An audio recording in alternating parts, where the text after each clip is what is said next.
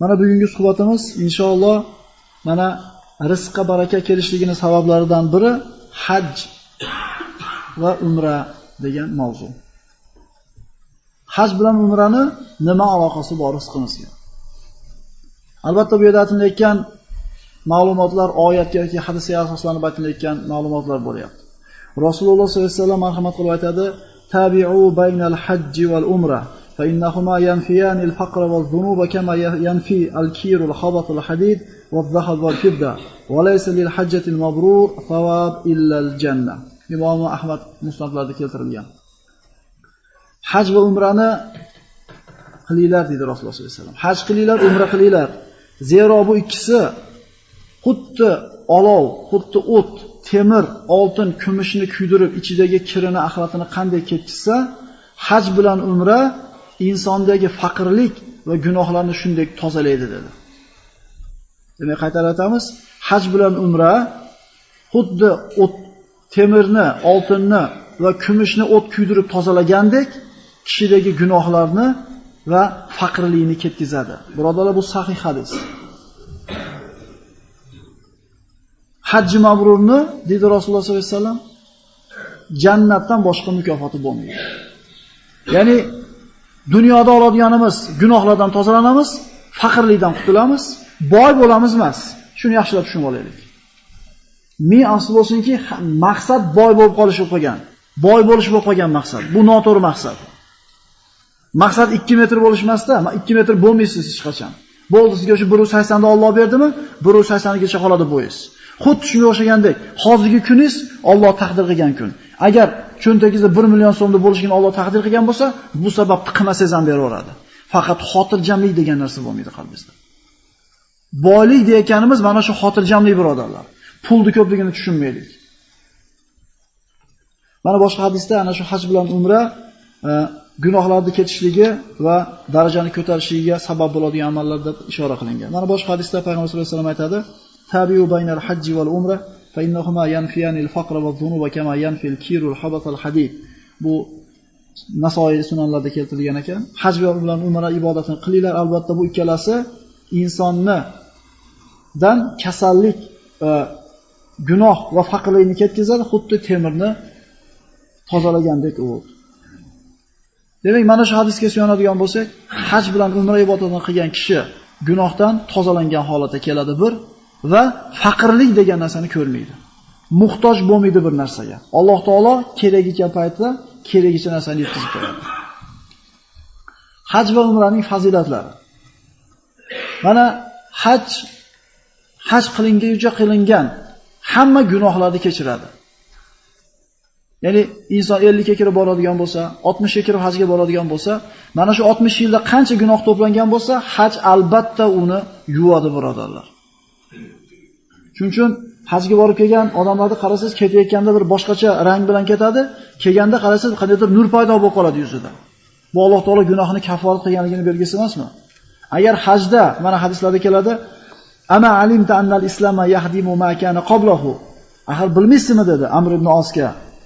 Islomga kirgunimga qadar men juda ko'p gunohlar qilganman. Juda ko'p musulmonlarga qonun to'kkanman dedi Amr ibn Os. Alloh meni kechirammikin deganda, "Ey Amr" dedi.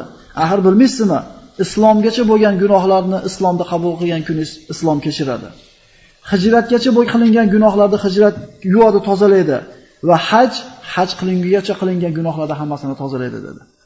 Demak, hajga ketayotgan birodarlar bo'lsa, mana shu gunohlardan tozalanib kelishligini bir fikr qilib qo'ysin. Va haj qilib qaytib kelayotganda qayerdan keldi va qanday holatda keldi esdan chiqarmaylik. Hoji birodarlar. Ko'ryapmiz hoji akalarda deb turib, odamlarda aybi bo'lgan narsani butun bir haj qilib kelgan hojilarga to'ngayotgan odamlar ham yo'q emas. Ko'ryapmiz, falonchi hojimi ana qilyapti. Nima qilaylik? U bitta odam bo'lsa, u bitta odam islomga hujjat bo'lmasa, uni tushunmas ekanda. Ana deydi, qora keyin deydi, ana keyin deydi, namozxoning deydi. Ulamolardan biri aytadi shogirdlariga, "Sizlar deydi, islom degan Qur'onni bittadan tuynugini qorovulsizlar" deydi. Mana bilamiz, o'rta asrlarda qal'ani himoya qilib turganda, ichkarida bittadan tuynugidan kamonat tutib turgan joyi bo'lgan. Bittadan tuynukka qorovulsizlar, bittadan aynagiga deydi. Harakat qilinglar deydi. Dushman sizlar qo'rg'ilayotgan derazadan kirib kelmasin. Sizlar islomda mag'lub bo'lishga sizlar sabab bo'lib qolmanglar deydi. 100 ta odam derazani qo'llab turibdi, kirolmayapti, bittasi zaiflik qildi, dushman shu yerdan kirdi deydi. Qolganlarning xizmati, qolganlarning mehnatini ham bir pul qilib yengib ketadi deydi. Shuning uchun haj hamma gunohlarni kechiradi. Hajdan kelayotganda inson onadan tug'ilgandek bo'lib keladi. Hajji mabrurni jannatdan boshqa mukofoti bo'lmaydi.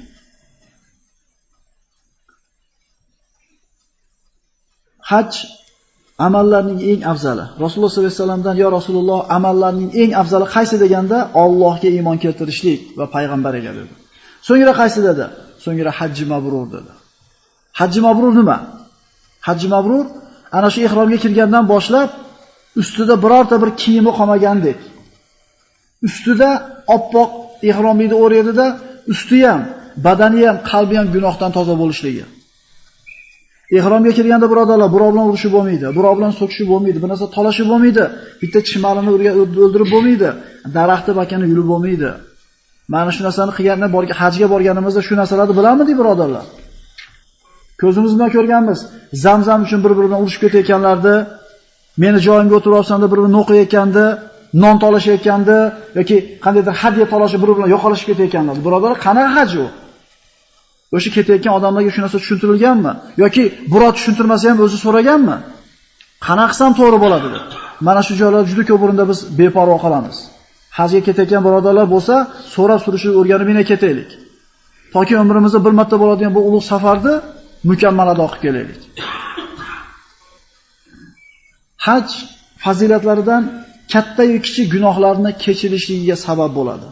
Man hajja hadal bayta falam yarfuz va lam yafsuq raja'a ka yawmi waladat ummuhu. Kim mana shu uyni haj qilsa dedi Rasululloh sollallohu alayhi vasallam va urushmasa, so'kishmasa, talashmasa, xuddi onasi tuqqan kundagidek pokiza bo'lib keladi gunohlaridan dedi. Begunoh odam bormikin degan savol bor. Bor akalar. Ana shu Arafotdan tushib, Alloh taoloning hajini chiroyli bajardimi? Shu kun onadan tug'ilganda shu odam, gunohi yo'q shu odam. Hajji mabrurning mukofoti faqat jannat dedik. Al-umratu ila al-umra kaffaratu lima baynaha. Wal hajjul mabrur laysa lahu jazaa'un illa al-janna. Muttafaqun alayhi darajadagi hadis. Umra bilan ikkinchi umra o'rtasida gunohlarni umra yuvadi. Hajji mabrurni jannatdan boshqa mukofoti yo'q. Hajga tayyorlanayotgan birodarlar bo'lsa, mana shu narsani yuragimizga yaxshilab o'rnatib olaylikki, men hajji mabrur qilishligim kerak. Chunki agar shu hajji mabrurni qilsam, har qancha gunohim bo'lsa, har qancha kamchiligim bo'lsa, albatta baribir jannatga kiraman ekan. Chunki Rasululloh va'da qilgan ekan. Hajji mabrur bo'ldimi? Aniq jannatga kirasiz deyapti. Endi nima qilsam hajji mabrur bo'ladi? So'rab o'rganaylik. Falonchi 3 mahal ovqat beradi desa, ovqatga qiziqib, falon so'm 50 so'm arzon berasiz unga olib borib, birodar unaqa bo'lmasin. O'rganaylik menga ketib, kim bilan ketishdan qat'iy nazar ma'da o'rgatib ketaylik-da, borganda birov bizni yetalamasa ham o'zimiz amalni qiladigan bo'laylik. Lekin men afsus bo'lsinki, pulni berdingmi, bo'ldi, biz hajimiz haj. Endi nima bo'ldi?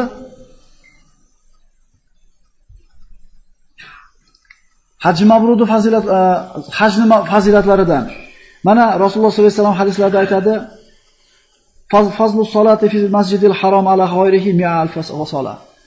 Masjidil haromda o'qilgan 1 rakat namoz boshqa masjidlarda o'qilgan 100 ming rakat namozga barobar bo'ladi dedi. Hajga boradigan birodarlar eshitib qo'yinglar. Borib kelgan birodarlar bir yodingizga solib qo'yinglar. Magazinni yopib, hoji sola deganda magazinga masjidga ketgan kunlarimiz bo'lgan. Shunday emasmi? Mehmonxonadan chiqmasdan yotganlarimiz bor. Qachon uyga ketamiz? Guvohi bo'lgan bo'lsalar kerak. Yuraveramizmi? Boraveramizmi? Madinada shaxsan o'zim guvohi bo'lganman, ana shu Takiyada masjidda o'tirganda, o'sha yerdagi imom so'kkan. "Voy, senlar necha ming kilometrdan kelding? Borish Masjidul Nabaviyga, o'sha yerda namoz o'qishkin, 1000 rakat namoz bilan barobar bo'ladi" deb haydaganini ko'rganmiz birodarlar. Hajga ketayotganlar bo'lsa, shijoat ketayotganda zo'r bo'ladi. Otalar, umrimizda bir marta ketyapmiz. Shoshiltirmaysizlarmi? Shoshiltirmaylar desa ketayotganda hamma oqsoqollar polvon bo'lgan. Yo'q, biz bir marta ketyapmiz. Biz shoshiltirmaymiz deydi. Boradi, haj tugab, ihrondan tushib, hoji bo'lgandan keyin endi bolam bo'ladigan ishni bo'lgani yaxshi. Uyimizga tezroq boraylik. Molim ozib ketdi, qo'yim o'lib qopti. Agar shu hajga tayyorgarlik ketayotgan birodarlar bo'lsa, birodarlar yetib boramizmi, yo'qmi? Alloh qabul qildimi, yo'qmi? Qayerga ketayotganimizni bilib boraylik. Makkaga borganda bir rakat namozni 100 ming rakatga o'tadigan Masjidul Haromda namoz o'qimay bozorda nima qilasiz? Birodarlar, buni aytib qo'yay. O'sha yerdagi bor narsa qora suvimizda bor. Yana arzonroq. Bir ukamiz bir qop tasvir olibdi o'shada. O'zimiz bilan bo'lgan ish. Bir qop tasvir olib, sotaman deb politsiyaga tushib qolibdi. Surishtirib kelsa, o'shimizda qora suvimiz undan arzonroq ekan. Ishonaveringlar, sizlar aytayotgan ana shu latta puttalar, hoji ayalar, hoji otalar, o'zimizning qora suvimizda bor. O'sha yerda ham o'sha Xitoyda shirpatirib akalar. Faqat u yerda Masjidul Harom bor, Masjidul Nabaviy bor, qadriga yetaylik. Uxlasak ham o'sha yerda uxlaylik, damasak ham o'sha yerda chiqmaylik o'shadan. Ka'batullohga qarab turishlik ibodat degan. Namoz o'qigan oyog'ingizda xolis qolmagan bo'lsa qarab turing. Agar tavof qilishga kuch yetmasa qarab o'tiring, uxlang o'sha yerda. Ibodat. O'sha uchun payg'ambarimiz aytayapti, hajni fazilatlaridan bir rakat namoz Masjidul Haromda 100 ming rakat yeting dedi. Meni masjidimda o'qilgan namoz boshqa masjidlarga barobarga solishtirganda 1000 barobar katta dedi savobi. Va Masjidul Aqsoda o'qilgan, Baytul Maqdisda o'qilgan namoz boshqa masjidlarda o'qilgan namozga 100 barobarga teng deyildi. Ketayotganda polvon bo'ladi hamma. Lekin mayerdan tayyorgarlik ketgan bo'lsa, shoshilmaydi. Ine bitta narsaga e'tibor berish kerak, yoshlar ko'proq haromda yurganligini ko'rasan. Insof bilan aytadigan bo'lsak, yoshlar ko'proq ibodatga chanqoq bo'ladi. Keksalarga qaraganda. Buni ham aytaylik. Hajning fazilatlaridan bu kunda Arafot kuni bor. Rasululloh sollallohu alayhi vasallam aytadi: "Ma min yawmin akthar min an yu'tiqallohu fihi abdan minan nari min yawmi Arafa." Alloh taolo jahannamdan dozoqqa hukm qilinganlarni ozod qilgan kuni bo'ladigan bo'lsa, mana shu kun ichidagi eng ko'p ozod qilinadigan kun Arafot kuni deydi. Arafot kuni Alloh taoloning rahmati shunday yog'ar ekanki, hattoki iblis umid qilar ekan. Meni ham Alloh kechirib yuborsa kerak deb. Rahmatni ko'p yog'ilganligidan. Eng yaxshi duo Arafot kuni bo'ladi, birodarlar. Chunki eng yaxshi duo Arafot kunida Payg'ambar sollallohu alayhi vasallam hadislarda marhamat qilgan. Arafot kunida ba'zi bir xalqlarda borib aylanib ko'radigan bo'lsa, ana shu Arafot maydoni, Arafot tog'ida ibodat qilayotgan, tasbih aytayotgan, namoz o'qiyotgan, Qur'on o'qiyotgan bizkilar gaplashib o'tirgan. Qozonni katta qilib qaynatib olib, yemoqdan, ichmoqdan, bola chaqasidan, o'g'il kelindan gapirdi. Birodarlar, Arafot kuni bu gunohlar kechiriladigan, haj bo'ladigan kun shu kun. Beparvo qolamiz.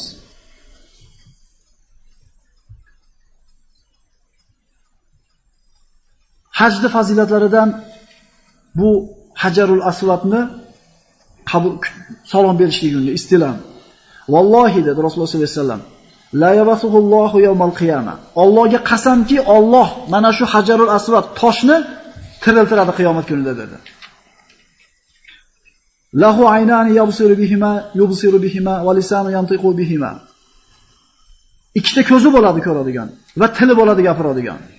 Va kim unga salom berib, unga bir salom bergan bo'lsa, albatta guvohlik o'tadi dedi. Hadislarda keladi, Hajarul Aswad bu qora tosh degani tarjimasi. O'zi aslida Ibrohim alayhisalom mana shu Ka'bani qurayotgan paytda bitta burchagini boshqa burchaklardan farqli bo'lishini xohladida o'g'li Ismoilga bir boshqacharoq bir tosh topib keling dedi. Shu yerga qo'yaylik, ajralib tursin boshqa burchaklardan dedi. Ismoil alayhisalom bir aylan topolmasdan qaytib kelganda, Ibrohim alayhisalom oppoq toshni o'shaga o'rnatib, devorni davom etkazayotgan biroz urishlikda. Otajon, kim olib keldi buni deydi desa, Jibril olib keldi dedi. Jannatdan olib chiqarilgan u tosh, birodarlar. Oq bo'lgan. Savodat xuzunubi bashar ibn Adam. Rasululloh sollallohu alayhi vasallam aytdi, odamlarning gunohlari uni qoraytirib tashadi deydi. Oq bo'lgan bu tosh. Mana shu anavi Arabiston kanallarida shu o'tgan yillari shunday dokumentarli film berilgan edi. Ana shu g'arb olimlaridan bittasi shu toshning tarkibini o'rganmoqchi bo'lib, bir yo'lini qilgan ekan, ko'chirib ketgan ekan. Shu televizorda gapirilgan gap, bir olim gapiryapti. Ko'chirib tarkibini o'rganib bir kashfiyot qilmoqchi bo'lgan. Alloh izn bergan shunga. Tekshirgan, kashfiyotini olib chiqqanda gapirgan. Mana-mancha ish qildim, mana-mancha yil kuzatdim. Xulosam, yer yuzida bu toshning tarkibidagi kimyoviy element yo'q ekan. Bu bizi sayyoramizdan chiqqan tosh emas. Shuning uchun men guvohlik beraman, ashhadu an la ilaha illalloh, ashhadu anna muhammad musulmon bo'lgan shu odam. Ana shu Hajarul Aswad bor, birodarlar. Kim unga salom beradigan bo'lsa, albatta qiyomat kunida guvohlikka o'tadi, deyapti. Yani tiqin ekan deydi.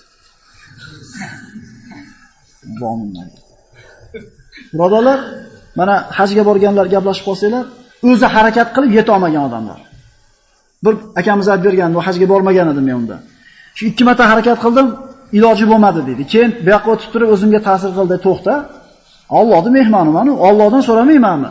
Allohga 2 rakat namoz o'qib so'radim deydi, odamlar o'zlari suruv olib borib qo'ydi deydi. Juda ko'p bunaqa bir karomatlar ko'riladi bu yerda. Lekin bizgilar bozordan bo'shamaydi, bu narsani ko'rgani vaqti yo'q.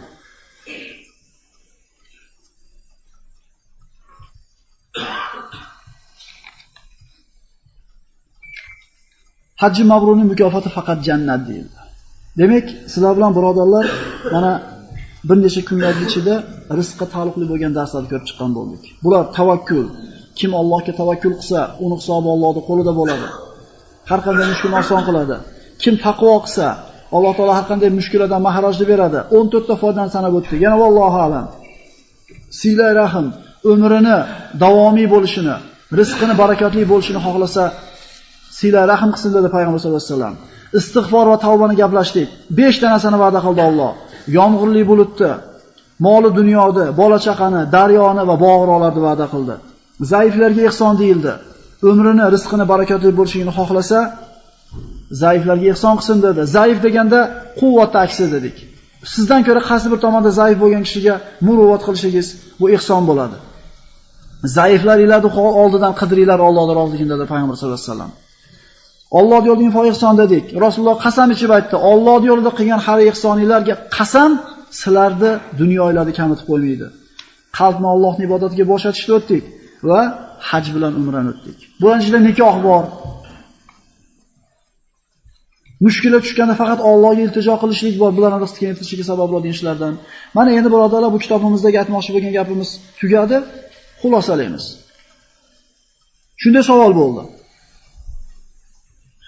Mana shu 8 ta sabab aytilindi. Shu 8 ta sababni qilsa Alloh boy qilar ekan degan savol bo'lyapti. Shundaymi? Ha, boshqa mamlakatlar, umuman kofir bo'lgan mamlakatlar bu sabablarni bittasini qilmasa hamlar zo'r yashayapti ular. Unga nima deysiz qor aka degan savol bo'pti. Yaxshi savol. Ish o'zlariga berib keldinglar shu savolni. Ba'zi odamlar bor, u qo'ying kofirlar, bu musulmonlar olaylik. Ba'zi odamlar bor, halolni haromni puydamasdan yeydi. Lekin semirgan. Tishi ham og'rimaydi, subhanalloh. Asli bu sababni to'rttasini qilyapsiz, bo'lmayapti. Bu sabablarni qilishdan maqsad nima, birodarlar? Boy bo'lishmi? Boy bo'lmaysizlar. Agar maqsad boy bo'lish bo'lsa, bu noto'g'ri maqsad bu. Chunki onanglarda qonida dedi Rasululloh. 121 kunga to'lgan kuninglar. Birodarlar, mana shuncha 8 ta darsimizning xulosasi. Diqqat qilib turib o'qlamasdan qo'yratlar.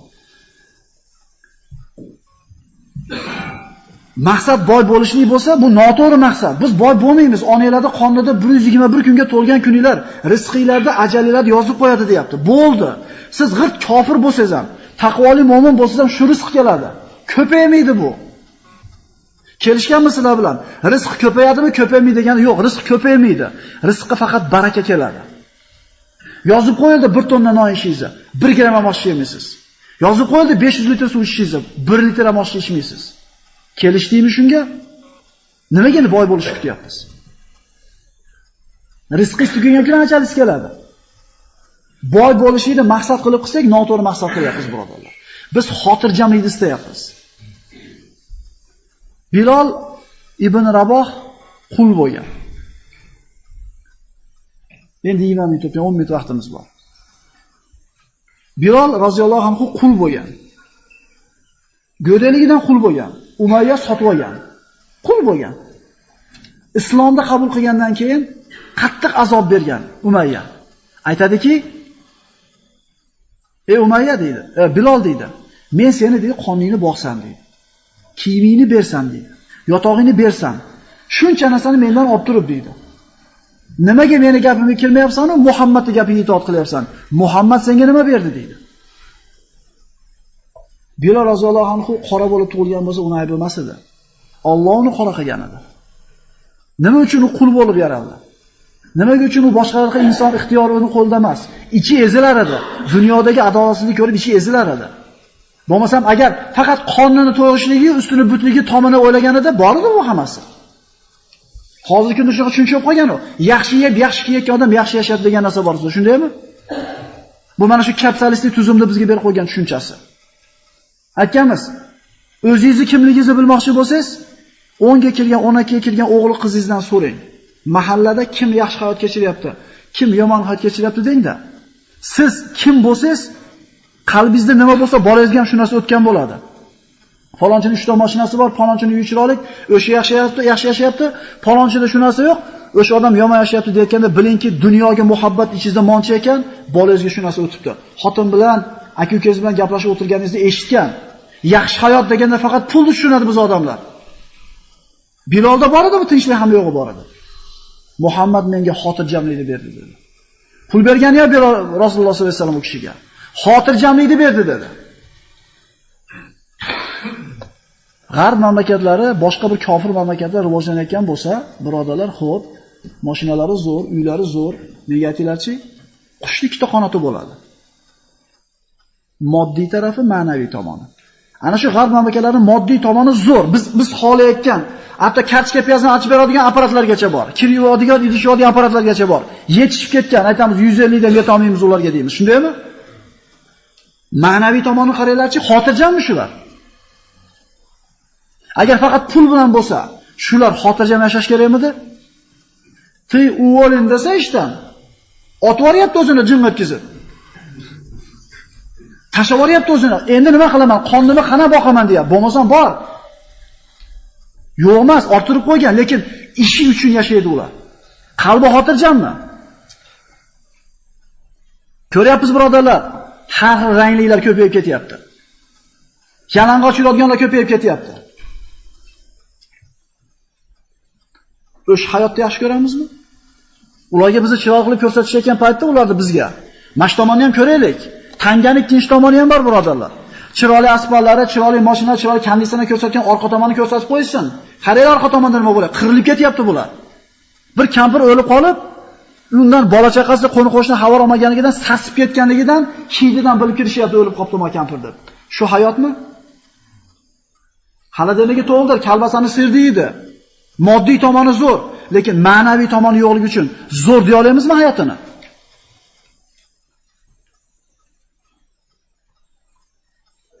Ana shu g'arb mamlakatlardan bittasiga borib kelgan odam aytgan edi. Yotoqxonasining ro'parasida ikkita villa bor ekan, ikki etajli, ikkita katta uy. Bittasi ana shu o'sha mamlakatliklardagi, bittasida arab yashar ekan. O'shaga borib qo'ygan. Bu arab uyida har kun bir kun valima, bir kun aqiqa, bir kun to'y, bir kun boshqa doim odam qaynab turadi deydi. Mononi uyida er-xotin yashaydi, 35 ga kirgan deydi. O'sha bir hafta turgan bo'lsa kuzatgan akalar. Bu 10 kelganda aytib qo'yay.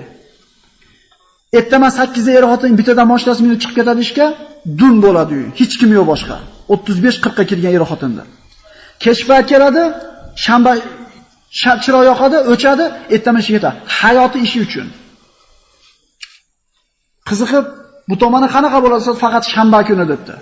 Nimaga desa, agar qo'qqis uxlab qolsa ishdan haydab yuboradi. Kasal bo'lib qolishidan qo'rqadi. Nimaga? Ishdan haydab yuboradi. Bir kun kasal bo'lib bormay qolsam ishdan haydab yuboradi.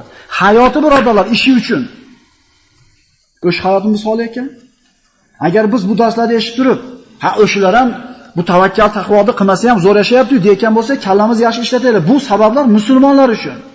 Qiyomat kunida Alloh taolo kofirlarga tarozini qo'ymaydi. Rasululloh sollallohu alayhi vasallam kunlarda birida chiquvdi, yuzlariga qamishdi.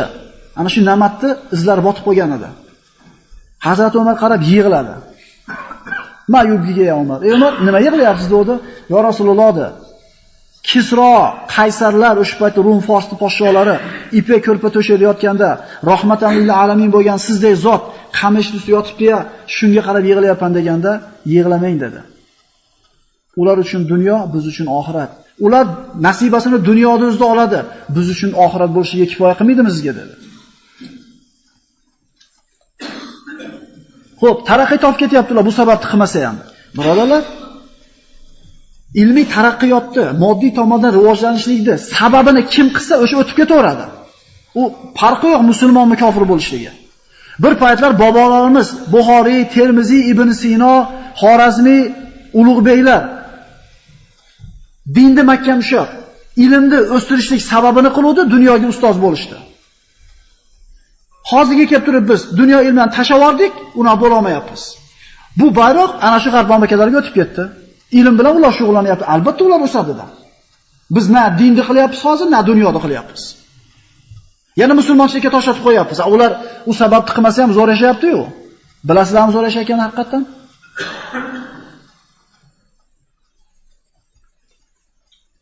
Biz bu yerda aytilgan narsalar birodarlar. Ana shu topayotgan pulimizga bosh bachag'imizdan kirib ketmaylik.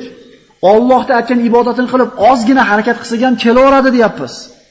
Biz sizlarga xotirjamlik bo'ladi qalbingizda deyapmiz. Boy bo'lib qolasizlar demayapmiz. Tushunarlimi birodarlar? Boylik xotirjamlik emasmidi? Yoki xotirjamlik emasmidi boylik?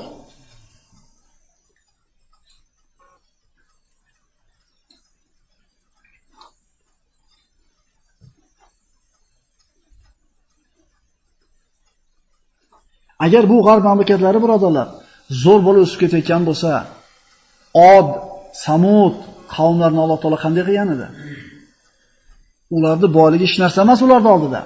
Od qavmini haqida o'tganmiz mana payg'ambarlarning qissasida. Bo'ylari 60 metr bo'lgan. Yer yuzida hech kim barobarsiga kela olgan emas ularni. Hatto rivoyatlarda keladi, ko'chaga tergan devorlarini bitta g'ishi oltindan, bitta g'ishi kumushdan bo'lgan ekan. Nima bo'ldi? Shaq chiqdimi?